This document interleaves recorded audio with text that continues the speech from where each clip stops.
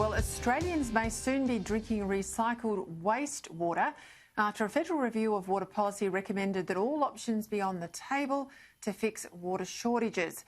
The report from the Productivity Commission also suggests a rebalancing of water allocations away from irrigators and to the environment to help deal with the effects of climate change and, importantly, a growing population. To discuss this and more, I'm joined now from Bundaberg by the Minister for Resources, Water and Northern Australia, Mr Keith Pitt. Keith, all of these proposals, they say, are on the table, the so-called emergency water plan. I have to say, how on earth do we find ourselves in this position where the solution's pretty simple? If we need more water, we need more dams. We don't have a water shortage problem in this country, or plenty of water, particularly in the north. We've got a shortage of dams. So why don't we just get on and build them? Peter, it's great to be with you, great to be with your viewers. I mean, these are the reasons that economists aren't engineers. The Productivity Commission has put out an interim report. We'll obviously consider that, but we'll wait for the final report. But these are not policy positions of the government. We'll consider the report in due course. And you've seen lots of these, Peter, I know.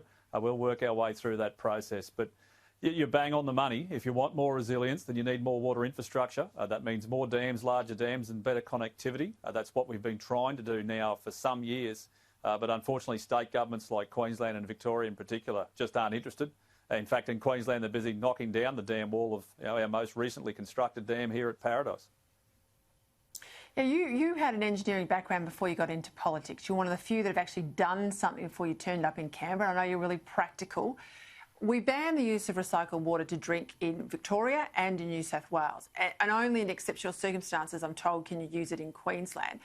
What does my head in here, Keith, is we increase our population constantly. Both sides of politics love it. The Treasury Department tells you in your ERC meetings it's the only way to keep the growth numbers up. I know, I've been there, I've heard the spiel.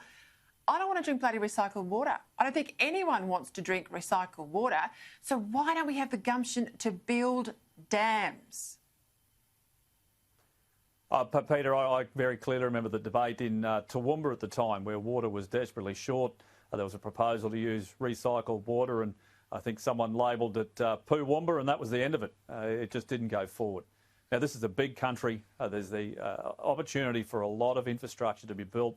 We've got $3.5 billion on the table. We've been trying for years for places like Rookwood and others to get going. To date, New South Wales is the only state that looks like moving on two large dams, one at Dungowan, of course, and in Queensland, Rookwood seems to be moving at a snail's pace.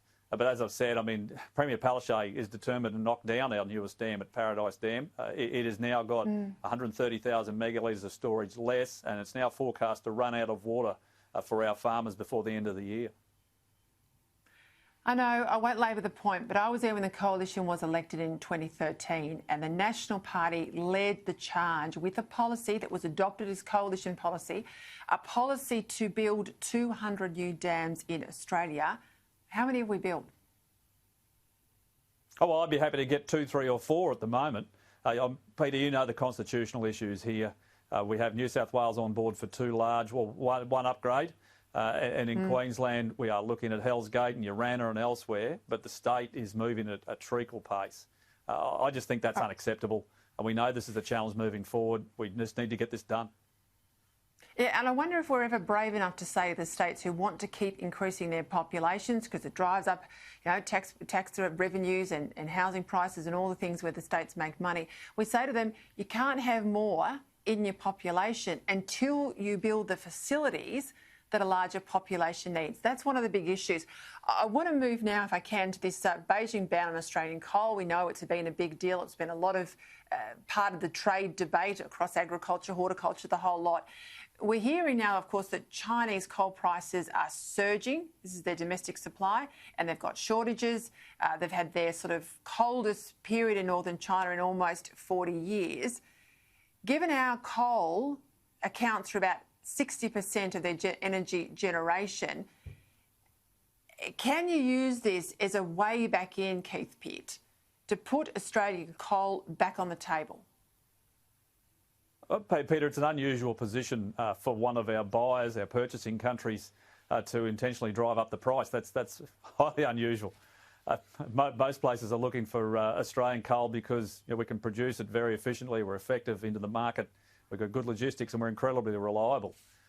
China takes about $14 billion usually, about 4 of that is thermal, about 10 in met coal, but it's only a 10% top up. They are 90% domestically supported from their own coal mines and into Mongolia and others. But once again, we've seen the thermal coal price move to just under $89 last I looked in the last 24 hours. That's a significant increase. I mean, that's good for our exporters. They've managed to secure other markets into India and South Korea and Japan and others. It's a position that we don't want to be in, but clearly we'll continue to drive Australia's exports. And right now, Peter, I mean, this is really good news. The coal sector has more people employed in it now than it's ever had since 2012, over 8 years ago. I think that's a great reflection on the industry and the people that work in it. Yeah, I just said there that Australian coal was 60% of China's energy mix. It's not. Coal itself, all coal types, is 60% of China's energy mix. You're right to correct me.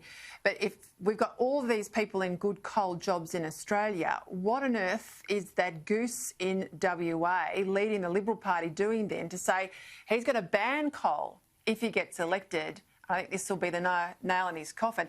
If he gets elected by 2025, what on earth is that sort of policy? What's your reaction to that today? Oh, look, I treat that the same way I treat Matt Keane's plan for energy in New South Wales. It's just a fantasy.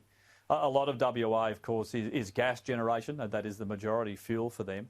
But the idea that Australians don't want to utilise Australia's own resources for their own benefit, it's really dangerous.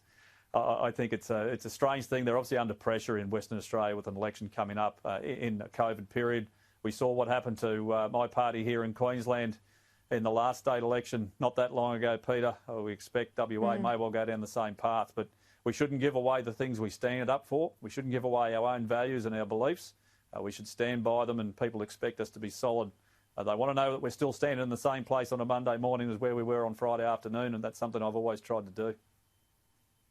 I don't say this about every one of your colleagues, Keith Pitt, but thank God you're at least in the Cabinet. Thank you for your time. Great to be with you. Minister for Resources, Water and Northern Australia.